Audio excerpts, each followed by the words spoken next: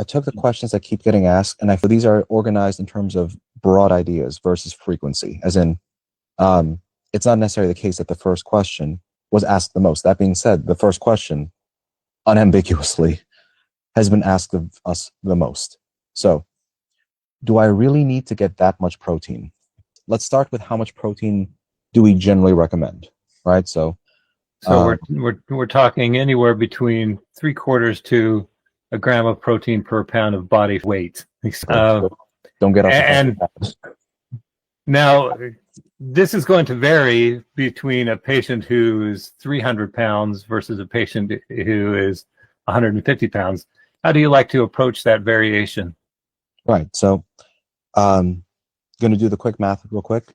I frequently think in terms of kilograms. So, roughly speaking, the bare minimum based on the RDA was 0.8 grams per kilogram per day, right? And then after our methodologies, royal we, not us we, matured, right? There were some errors, there were some assumptions in the old model that made the 0.8 gram per kilogram calculation that ended up to be not as accurate as it should have been. It turns out the true minimum requirement to avoid sarcopenia, to avoid muscle losses, and so on and so forth was 1.2 grams per kilogram. That's a 50% increase out the gate, right? Exactly. So it's just worth addressing that the RDA, I feel very confident in saying this, is outdated based on an old model, old data, World War II era methodologies. The math was different. The calculations were different. And now that we can do better, we learned with more precision that, oh, we undershot the mark. It's really closer to 1.2. Good for us. Now, that's the number for avoiding degradation, right? Just to cover the cost of living, literally. That's not optimized. Correct. That's just to keep you in a state of allostasis, to keep you from losing anything over time.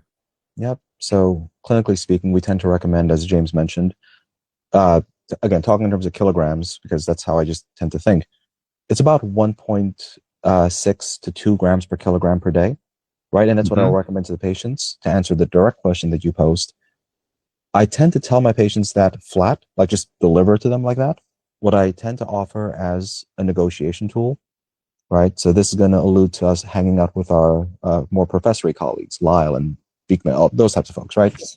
We know that factually, it's not actually 1.8 plus or minus 2 grams per kilogram per day.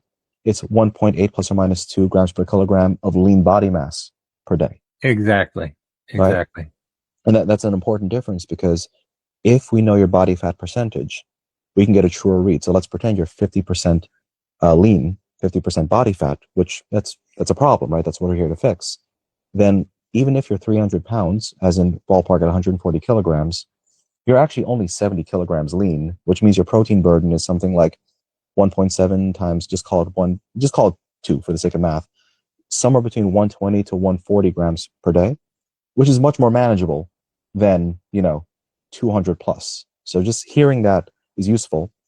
It does two things. It creates an incentive to get a body fat percentage, right? But two, it gives the patients a sense of a margin, right? Do I need to hit this exact number to be good? No. Heuristically, it's better for you to act as if every pound matters. But in truth, we know that the reality is you need less than I'm recommending. But the question is, by what margin? Maybe you can get away with 30% less than I'm recommending you. But if you aim here, right, and you miss, your precision, the range at which you'll miss is here, and you'll fall within bounds.